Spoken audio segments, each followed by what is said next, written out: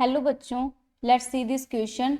In the triangle ABC, a point P is taken on the side AB such that AP ratio BP is equals to 1:2, and a point Q is taken on the side BC such that CQ ratio BQ is equals to 2:1.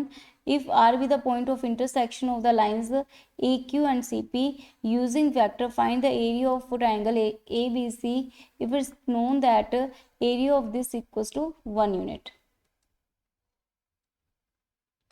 तो यहाँ पे हमारा की concept होगा area of triangle by vector properties.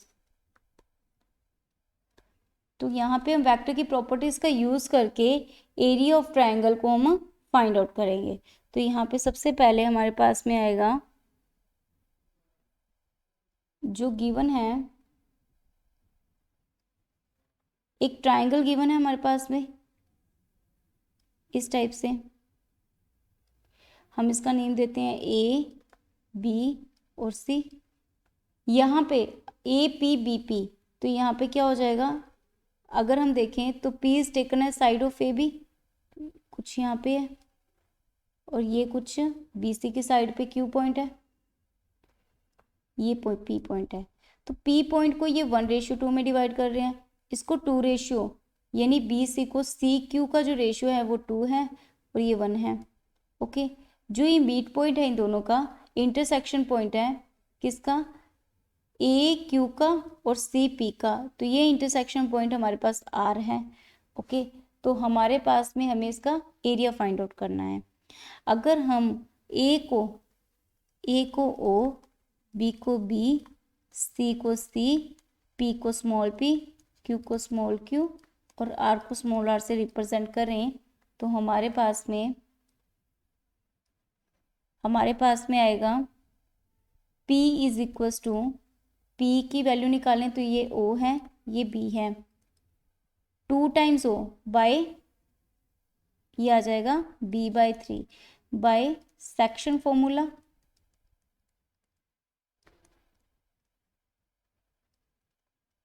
Sorry, MN formula. हम यहाँ से क्या करेंगे, MN फॉर्मूला का यूज़ करके कर देंगे, क्योंकि अगर कोई भी लाइन इसको M/N में डिवाइड करती है तो जो P होगा वो हमारे पास में क्या हो जाएगा, 2O प्लस 1B. ठीक है, 2 मल्टीप्लाई करेंगे इससे, 1 को इससे मल्टीप्लाई करेंगे, अपॉन में इनका एडिशन, यानी कि 2 + 1. सिमिलरली हम अगर Q को फाइंड आउट करें तो हमारे पास जो Q होगा वो हो जाएगा 2B + C/3, क्योंकि ये हो जाएगा 2 times B 1 times C upon 2 + 1 3. Okay, तो यहाँ पे अगर हम देखें इक्वेशन ऑफ लाइन R, यानी कि AQ की देखें तो AQ विच इज क्या आएगी हमारे पास में, R इक्वल्स टू R. तो ये हमारे पास में हो जाएगी, Q के पॉइंट है 2B + C/3, और ये A से पास हो रही है, यानी कि दिस से पास हो रही है. इसका मतलब क्या हो रहा है हमारे पास में, ये आएगी कुछ लैम्डा 1 टाइम्स 2B + C3, क्योंकि हमारे पास लाइन की जो इक्वेशन होती है y = mx होती है. तो यहाँ पे हमारे पास में इसकी जो इक्वेशन आएगी वो कुछ इस टाइप से आ जाएगी. और इक्वेशन ऑफ लाइन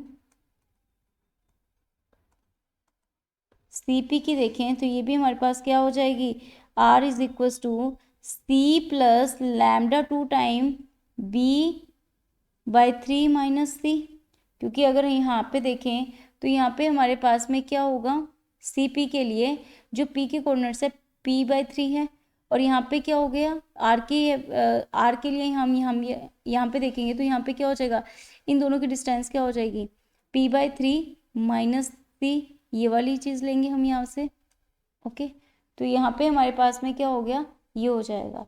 नेक्स्ट हम देखते हैं R को रिलेट करेंगे तो हमारे पास में क्या आ जाएगा, लैम्डास की वैल्यूज आ जाएंगी. तो यहाँ से R को रिलेट करेंगे तो हमारे पास आएगा λ1 2B + C/3 is equals to C + lambda 2 b/3 minus c। जब इन दोनों को कंपेयर करेंगे हम, b की टर्म्स को कंपेयर किया तो यहाँ से आएगा 2 लैम्डा 1/3 और यहाँ से क्या आ जाएगा b की टर्म्स के लिए लैम्डा 2/3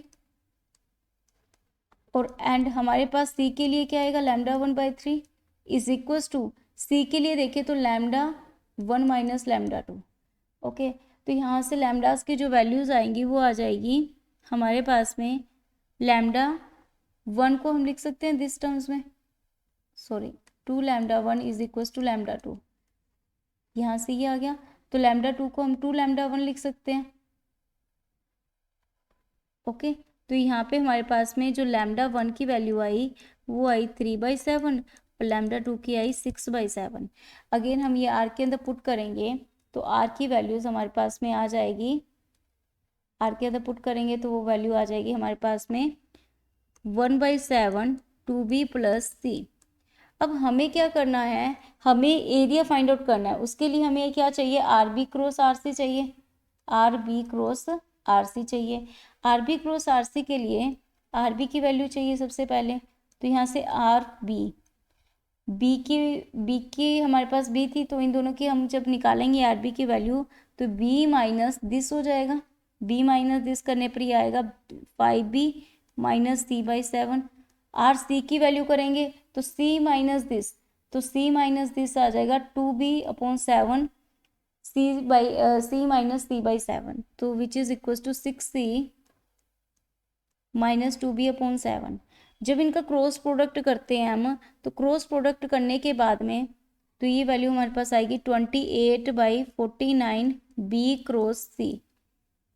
ओके, तो ये वैल्यू हमारे पास ये हो जाएगी b क्रॉस c हो जाएगी। तो इसकी वैल्यू हमारे पास में क्या है 1 यूनिट है, तो ये हमारे पास क्या हो जाएगा 49 हो जाएगा। अब एरिया ऑफ ट्राइंगल देखते हैं, area of triangle, area of triangle के लिए हमारे पास होगा half of R B cross R C into 49/28। अगर हम इसकी वैल्यू देखें तो ये हमारे पास में क्या हो जाएगी, ये वैल्यू हमारे पास आ जाएगी 28/49 इंटू हमारे पास हो जाएगा 49/28 विच इज़ इक्वल्स टू 1, यानी कि एरिया ऑफ एक ट्राइंगल का आ जाएगा और यहाँ पे ये वैल्यू हमारे पास इसकी इक्वल हो जाएगी। ओके, तो यहाँ पे क्या हो जाएगा, ये वैल्यू हमारे पास 1 यूनिट 1 स्क्वायर यूनिट हो जाएगी। Hope you understood it well, best of luck.